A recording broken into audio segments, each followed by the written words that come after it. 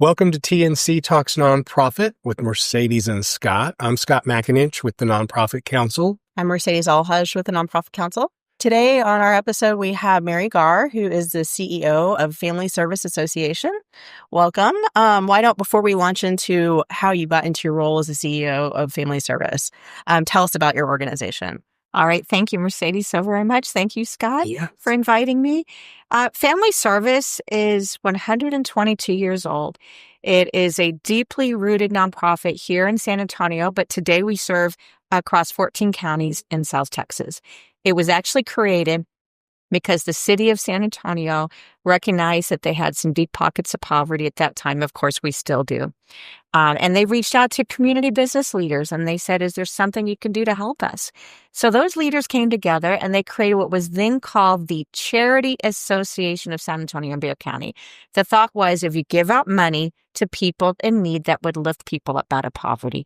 But as we know so well today, if you just give out money without addressing those root cause challenges and barriers in people's and families' lives, it's very hard to move forward.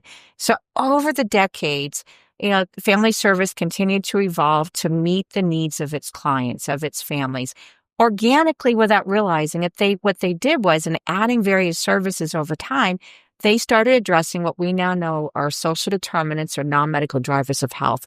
Those factors in people's lives based on where they're born, raised, live, work, play, and age that can affect their long-term health outcomes, their life potential, really their lifespan in terms of being able to be happy, healthy, and successful. So today we have over 30 programs and services across 5 different pillars: economic stability, education from early childhood through adult learning, access to education access to health and healthcare to include behavioral health, promotores or community health worker program, older adults programs, etc.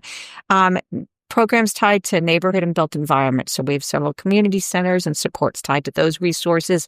And then what I consider to be so very important, that social and community engagement or context, helping parents learn how to be strong, nurturing parents, helping families to become nurturing, functional, not dysfunctional family units and all that ties with that. And then all these other wraparound services to support. All of those intertwine, and if we only work to address one need, it's very hard to address everything else going on, and you don't move forward. And then we get frustrated when we say, well, why did so-and-so get better? Well, oftentimes it's tied to because we helped in this area, but all the other areas we're still in struggle here. So when we have a comprehensive set of factors and programs to support, we can work with our families on their life journey to really move them forward sustainably and break intergenerational cycles of fill in the blank, poverty, school dropout, substance abuse, domestic violence, etc. Wow. So all of those work together within your agency, and then do you all clearly partner with other folks in the community? Absolutely. Family Service is known for partnering. So we've got our 30 plus programs. And there's a lot of things we don't do and we don't need to do. We can partner with those who have that expertise and strength. So we have over 250 formal partnerships with our various services and programs and grants and needs, et cetera, throughout not just San Antonio, Bexar County, but across, all the other areas that we serve and beyond, because we do receive support, not just locally in the county level, but state and federal level as well. When you say you serve how many counties? 14. Do you do that all from the headquarters here, or do y'all have satellite offices? We do. We have brick and mortar sites in San Antonio. We also have brick and mortar in Crystal City and serve those surrounding counties, and then brick and mortar support in Uvalde as well, where we're physically located. Interesting. How many employees? It sounds like almost 500. I did not realize that. Oh. So mostly like caseworkers or all kinds. It's a mix. We have obviously teachers and support staff for early Head Start and Head Start programs. We do have counselors and social workers for behavioral health. We have financial counselors, case managers, intake for financial counseling. We have community health workers as promotores with some of our social community engagement. I have youth facilitators. I have other social engagement facilitators. I have individuals trained, state licensed to work in older adult homes to help them be able to age independently with, the services, homemaker, personal care services that we provide. And the list goes on. I have supervised visitation program, et cetera. Well, that makes you a great advocacy chair, which you are on our board. I forgot to mention that. We appreciate your service on our board and all of your knowledge. And I can't wait to dig into actually, how did you get to be the CEO of Family Service? Because we say on every episode, I don't think most people wake up one day and say, I want to work in the nonprofit sector, or I want to lead a nonprofit, because that's oftentimes there's a journey that gets someone into that role. So we want to know, what is your background? Did you go to college? I know parts of your story, so I won't spoil it, but thank you. And I've told my kids since they were little, life is a journey, not a race. Or a destination. So it definitely is a journey to end up, in the nonprofit world. I also want to go back quickly on that partnership piece, because we do so many different things. That also means we cross a lot of different sectors, which means we have understanding and can be a bridge and connector with folks that really do have more niche roles in our communities. So we can help bring a bigger set of eyes and perspectives to cross them together and within our own entities as well. So on that note, how did I end up at Family Service? So I will tell you, I'm a proud Army brat.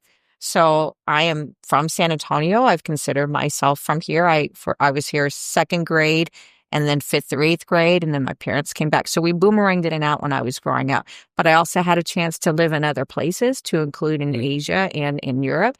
So I had that perspective as well. Had a chance to see a lot of need and poverty, Cold War in Europe, obviously coming out of that, Korea coming out of, the Korean War, which technically we signed an armistice that's never been completely closed up either, as you know. And so I had those perspectives also growing up in San Antonio, and seeing, the history and the culture here. And I've lived in several border towns across, from California to Arizona to El Paso, New Mexico area to here, to see that as well. I could not afford to go to my college of choice. I went to high school in Germany, and thought my path was going to be going on to, foreign service or international law, etc. And I wanted to go to a college that would put me on that path. So I accepted an ROTC scholarship that was offered to me. I said, I can give the Army 4 years and then get out and go back on my path. I will tell you, sadly, we had some life tragedy in my family. My senior year of college, my dad died unexpectedly during Christmas holidays, 6 weeks after they bought their retirement home, 3 months after he'd retired from the Army. I had a mom who had to go back to work back when Army wives, when they got married, were expected to be there supporting their husbands. So she had not worked during that whole time. So she had to do that. I had a brother in high school. I had a brother in college, and I was a senior in college. So I was able to be assigned to Fort Sam Houston, but the only way I could do so was to be branch medical service and not the foreign area officer path I thought I might be going on. So I came to Fort Sam that summer after graduation, and then just a few months later, my mom was diagnosed with cancer. And it was terminal, unfortunately. So a year later, she passed. So I went through that whole thing of, helping through her cancer, trying to keep my brothers in school, trying to figure out what it was to be an officer in the United States Army as a brand new lieutenant, and all the stuff that went with that. So I started to have to grow up really, really fast. And for all the folks that are talking about our inflation rates today, my parents' dream home that they had bought 6 weeks before my dad passed, it was a 13.5% interest rate. Yes. Oh my gosh, variable. And of course, we couldn't afford that. So trying to figure out how to manage that while taking care of my mom and settling down and selling that and keep my brothers in school and everything. It was a lot. And so I had perspective then that I think a lot of my peers at that point were not exposed to, and a lot of understanding of need and tragedy and all that goes with that. And then I met my, future husband, and he'd gone through a lot of life trauma also growing up, which I won't share at this point. But he had a high ACEs score, if you know what that is, adverse childhood experiences. And he understood loss because he'd lost his mom unexpectedly his senior year of college in a very tragic way. And so we ended up getting married, and he wanted to be an Army doc. And I had not thought I was going to stay in. but it made more sense for him to pursue that path than for me to stay in for a while. Well, it was a longer journey for him than we planned. So, but he was able to get the Army Health Professional Scholarship Program and then come back in the Army. But that was a 10-year time frame. By the time he did come back into the Army as a physician, I had 14 years in, and we had 3 children. So I was like, okay, I will stay until 20 and then get out. Well, just keep kicking that can down the road. Exactly. And so right about my 20th year, my kids were ages 6, 4, and 18 months. We had another surprise setback. I was diagnosed with my first battle of cancer. I was 38 years old. And I had ended up with surgery and chemotherapy, and thank goodness for my Army family. We were stationed up at Fort Hood, now Fort Cavazos. My husband was in his last year of his medical residency for emergency medicine. And, I'm having to deal with all that. Didn't know if I was going to survive that, and wanted to be around for kids. And it was really rough then. I won't go into all the details, but it was tough. And so, but I got through it and had to make some Army changes because I had to give up some assignments because of what I was going through. But then we had a chance to go be stationed in Korea, and then went to Fort Bliss, and then went to Germany. And then I was picked up for the garrison command at Fort Sam, the last garrison commander position, because we were going to go into the Joint Base. So I was the Army leading us into Joint Base San Antonio, at the same time supporting, the 9th oldest Army installation, in our military inventory. And so I had the privilege of going through that. And so after having been in healthcare as a healthcare administrator all those years, working with patients after they're coming into our system and having needs and all that other stuff, I'm now on the other side working from the community perspective, kind of like a city mayor or manager, being able to say, what can I do to help our families up front? Obviously, my role as a garrison commander was supporting mission readiness and all the command teams on that, but also supporting the quality of life for our families, ensuring that they have the supports that they need to be strong and resilient, supported, etc., which all contributes to social determinants of health. I didn't know the term yet at that point, but that was what I was seeing. My last Army assignment, I asked to stay in San Antonio because I had kids in the high school ages and I didn't want to yank them out of school. Husband was still active duty, so if they let me stay here, I became the first chief operating officer for the San Antonio Military Health System, which was stood up to integrate but not merge Army and Air Force healthcare delivery in San Antonio. So I was able to work on that, which was a lot of fun as well. And again, back in my healthcare wheelhouse. So when I was looking at retiring and trying to figure out what I wanted to do, husband still active duty, kids still in school. I'm from San Antonio. After all these years of serving my nation and my community, and as an Army brat, my parents had instilled community service. I was active in Scouts. My kids were active in Scouts. It's like, I still want to serve in some way. So it was like, how can I now serve my community? I first had the opportunity to serve for 3 years, serving older adults, primarily retired or former military officers and spouses in what's called a continuing care retirement community or life plan community, working with folks as they're aging in place with either memory care, nursing care, home care, assisted living, and independent living. And this was still under the Army. You were still... No, this was as a nonprofit. Okay. So my first CEO nonprofit role was with that community. Okay. And when you retired from the Army, what was your service? How many years? 30 years. So, because I was wondering, because you were at 20 and then... Correct. Yeah, 20 years as a lieutenant. Then 30 years is when I was able to serve the full 30 years. As a colonel, you max out at 30 or you hit an age limit too. So that's as much as they'll let us serve. So I had the privilege of having that full Army career and be able to do what I could in service. And you were just going to be there for 4 years. Yeah, I know. And I wasn't going to be there at all. I said I'd never go in the Army or date a GI or marry a GI or become a GI. And all of a sudden, 4 years I can handle. And it's like, then 20. But they kept offering me opportunities that were just amazing, historic and good moments. fits for you. And good fits for what I was doing and my family. And I'd always ask her. So kids got older. We bring them into the conversation. And they are proud Army brats. And my oldest actually served for 4 years in the infantry as well. And then used his GI Bill to go back to school. So they are all very proud of that they did in supporting the family as a military family. So I'm very thankful and grateful for that.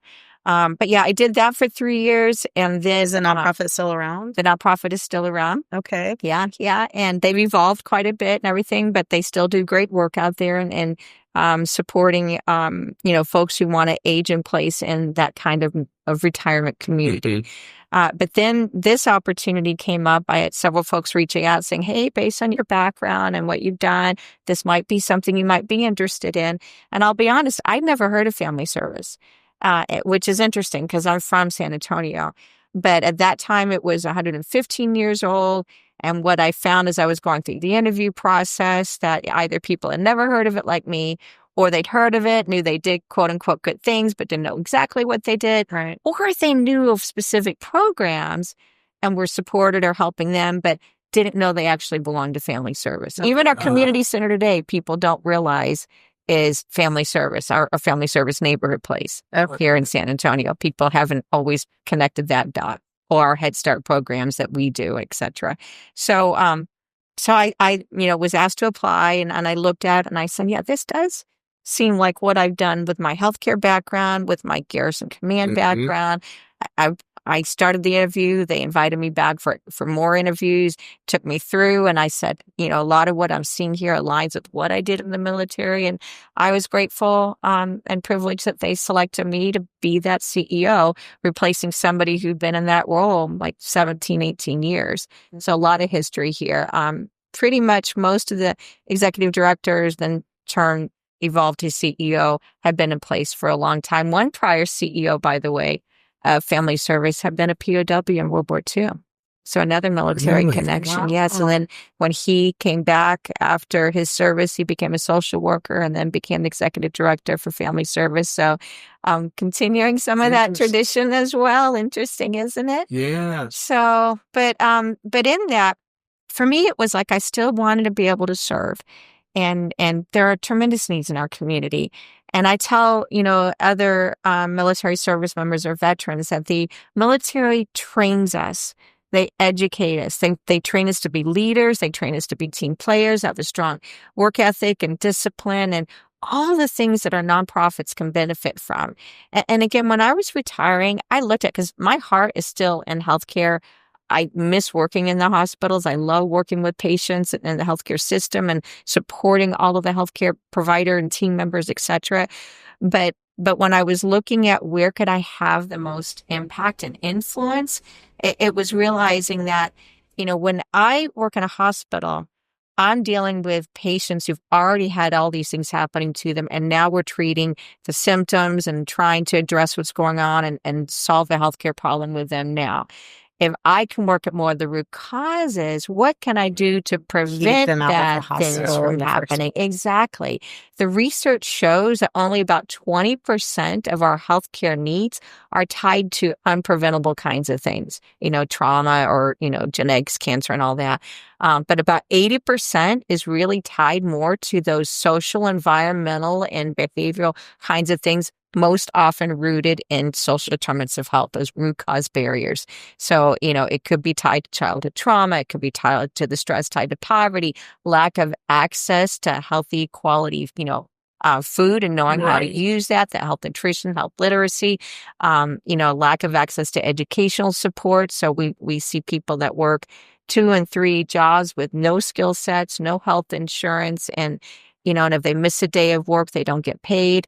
They don't have health insurance, so therefore they don't access health care, or they have health insurance that they don't feel that they can afford the deductibles on, so they don't go in. So what can we do to help people get on a healthy path in life at whatever stage of life?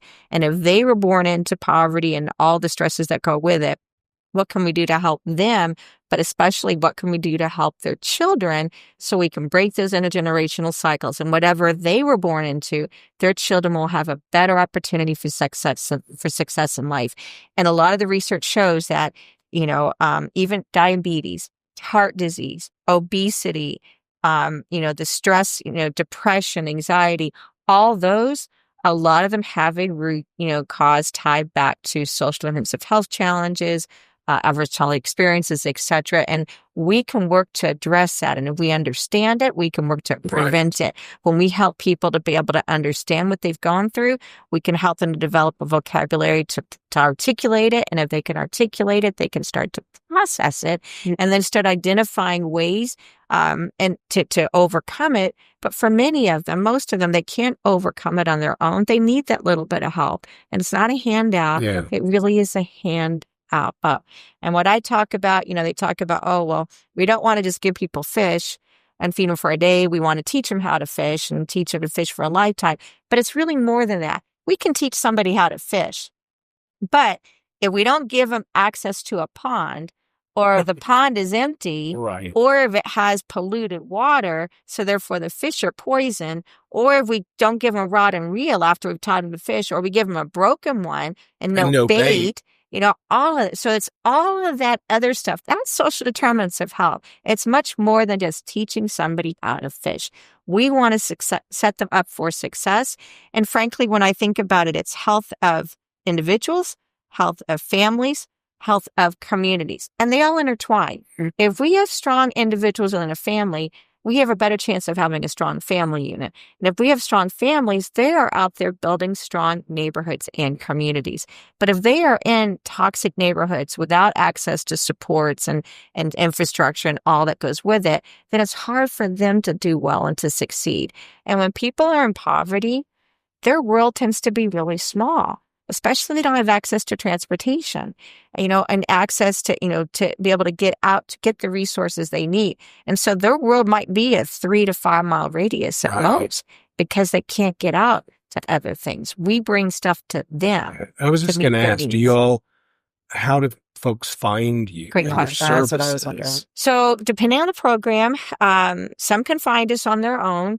Other times it could be word of mouth. A lot of times it's through referrals, through like either school referrals from counselors or teachers. We have home-based programs, we have school-based programs, community-based programs in our own brick and mortar as well. We also have court-ordered referrals as well, depending on the types of programs that we have. So we have a no wrong door, so to speak. Any portal that they come into, we'll do an assessment with them. So if they come in for basic stuff, we'll then start building that relationship and say, well, what else can we work on to help you with? And so we might have some that come in even for emergency stuff, because we have emergency pantries too. Or let's say they come in for our Head Start program for their children. Well, then we realize that, maybe the parents could benefit from some parenting programs and supports, or fatherhood supports.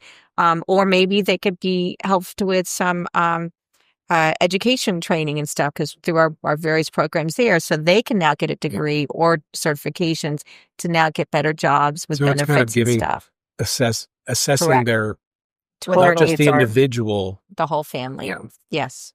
And hence the name Family Service. Exactly. So when did the name change? That's a great question. So it's changed several times over the decades. Mm-hmm. So it started out Charity Association of San Antonio, Bexar County back in 1903.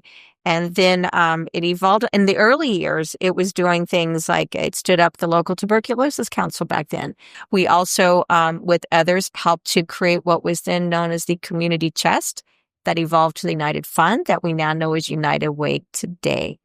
And then by the end of World War II, they'd renamed themselves to the Family Welfare Association, because the focus was, again, starting to get away from charity, which has negative stuff, family welfare, thinking about welfare of families. That's when we brought in the behavioral health components, because the research was showing that there's a lot of times behavioral health components tied to that, and dysfunctionality within the family units. And that's when we also moved into the parent engagement, the family strengthening. Then we saw older adults who were struggling in their homes, and family members either unable or not there, or not able, not willing to support. And the older adults didn't want to go into nursing homes. They couldn't afford the nursing homes. So that was when we brought it in, the older adults homemaker personal care services.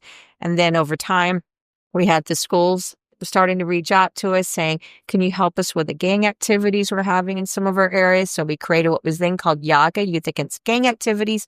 This was in the early 1990s. that now has evolved into so much more. They do anti-drug as well. They work with truancy and at-risk youth and families and help to build soft skills and strengthening and career opportunity paths. So now we call it Pasos por Vida, or Steps for Life. And then separately, we have a career to college career path program for them. We do summer youth internships with our kids. We have a teen tech center with our kids. Goodness. All of it helping to build out our youth. You know, My head is spinning, Mary. Oh, we've got more programs with them, digital inclusion, etc. I mean, we have our programs start prenatal through every phase of life. Okay. A lot of focus on families, but, you know, working with the children, working with the family unit, working multi-generational families, all to break intergenerational cycles of fill in the blank. So on that, sounds like you have a pretty large budget.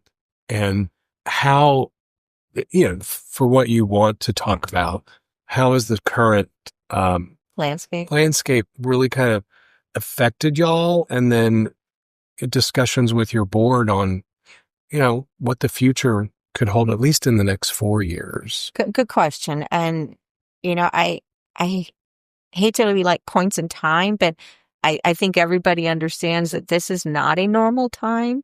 I mean, on the positive side, we want to say that, you know, family service was in existence before World War I, before the Depression, before World War II. There's a really tough challenge. So it's gone through other times and it has survived. Yeah. So that's our mindset. But at the same time, there's a lot of risk out there. So, you know, I mentioned our early Head Start grants, and the research is clearly there. Head Start is celebrating its 60th anniversary. It was actually created during the administration of LBJ, another Texan, who was a teacher who understood the importance of helping give kids a head start in life to set them up for life success. When we can help those who have those greatest needs, we're uplifting all communities. We really are. Because they then are contributing healthy members, engaged members within their communities, you know, tax-paying citizens, activating the community, healthier, etc. And so, you know, that program is at risk right now. That is a concern out there on the federal level. We have some mental health federal grants too, that, you know, there's a lot of reorg going on in that. We're not sure where that's going to go, but we also understand the impact of behavioral health. We saw it clearly during the pandemic, but a lot of us work in the space knew it was a concern before, and it's even, you know, bigger now with fewer mental health professionals, not enough that, you know, in our country to help in this space. So we're watching that carefully as well. What people also don't realize is that it's not just federal funds.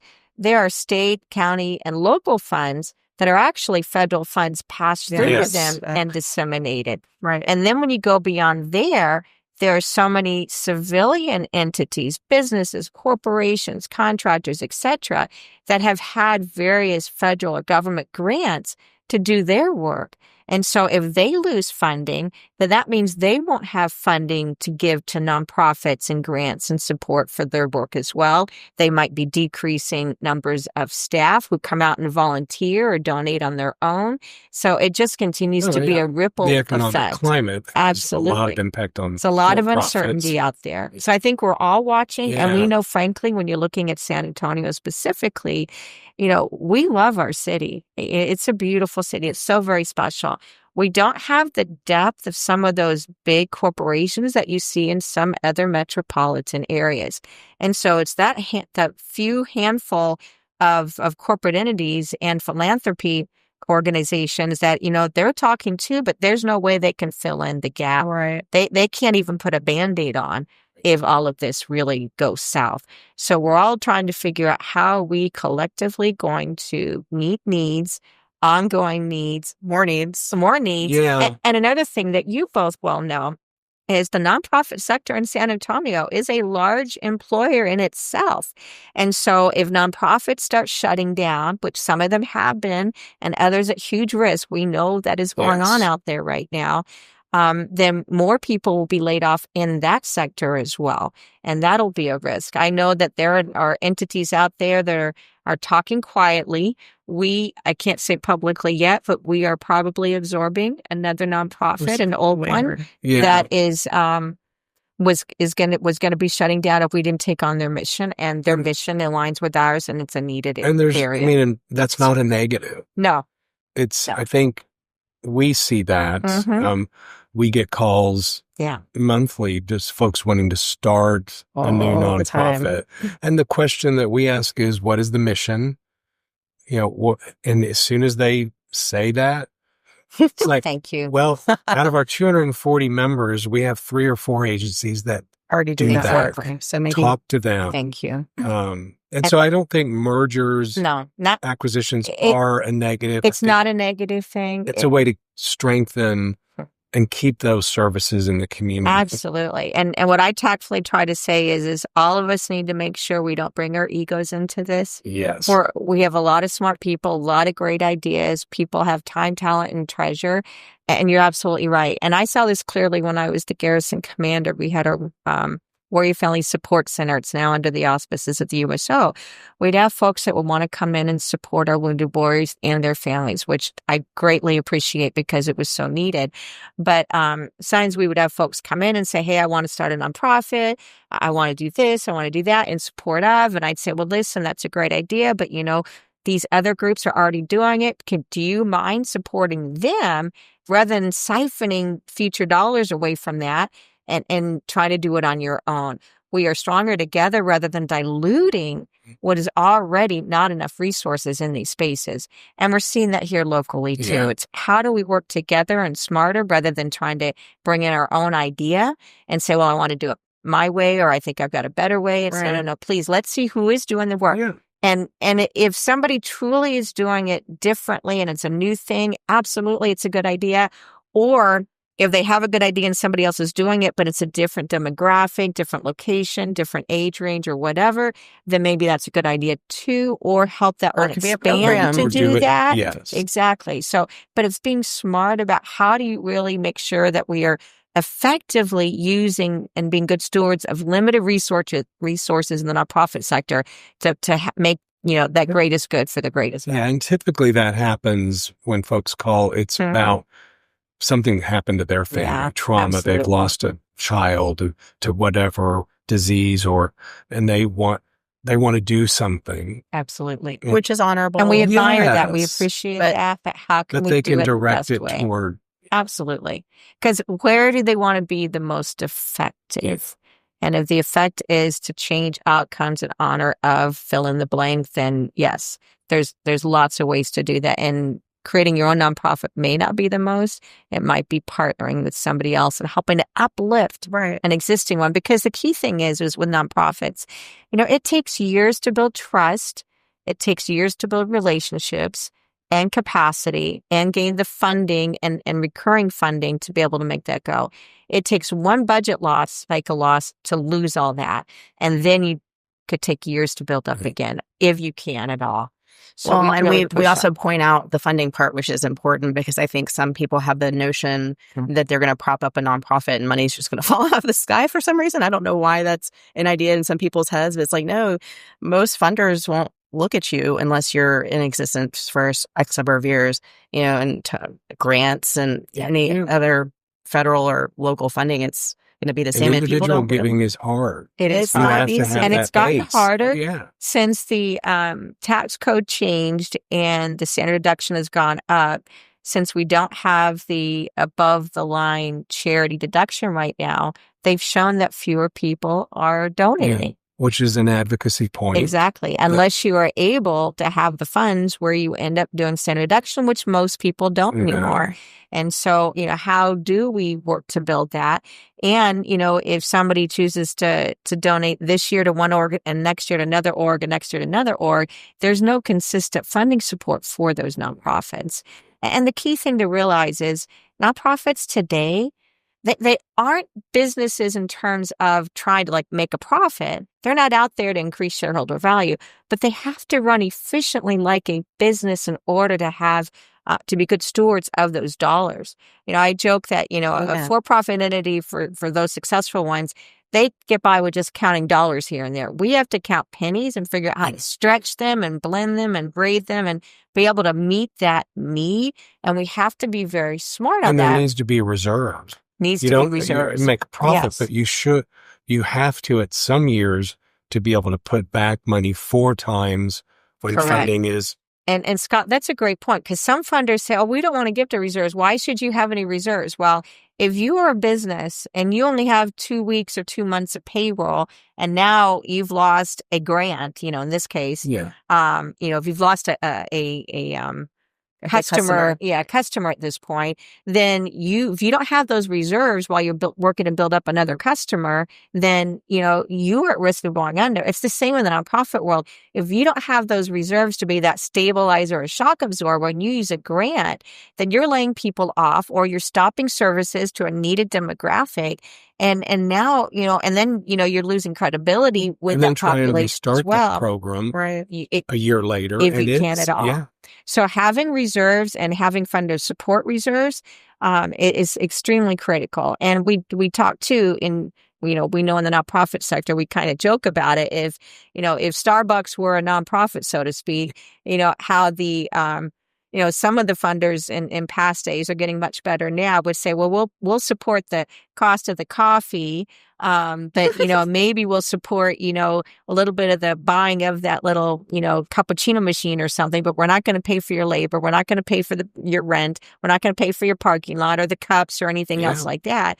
Well, there's no way they could be successful. And oh, by the way, they want you to charge X amount of dollars, which is like a third of what the cost is. So nonprofits are told to think like that, which is not realistic if we're really trying to help nonprofits be successful, because in our country, our world really relies on nonprofits to be a strong economic impact for our communities. Not just that it's the do good mission that we all have, but it's also to provide that economic vibrancy. We talked about the employment piece, but also our work is the reason why a lot of employers want to come into our community or stay in our community because of the work we do. We help to create folks who are healthy, people who are prepared to work in the workforce. We create the quality of life ambiance with, the arts, parks and rec, and, and animal support and all those things. So every aspect and the quality of our life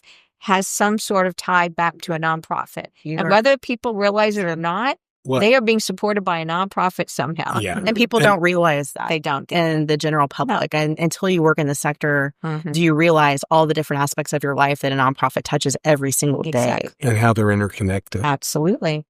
And so that's why I'm on the advocacy committee. And we thank you for that.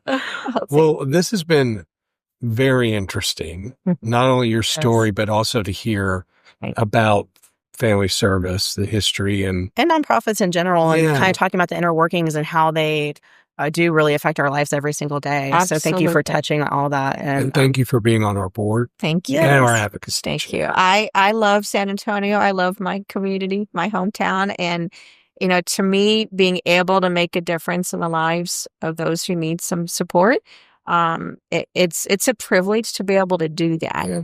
And we should not take that for granted. Everybody deserves dignity and respect, and we need to offer that and provide them the opportunity, because so many of them, once they've gotten through that or in that next generation, we know they're paying it forward. We see that time and time again. That uplifts all of us. And a lot of times I feel those who end up giving end up receiving so much more in return. And through the nonprofits, that's a way to participate. Yes. Well said. Thank you. Well, thank you for being on our show today. Yes. Thank you for the invitation. Yeah, we hope that you tune in next time for TNC Talks Nonprofit.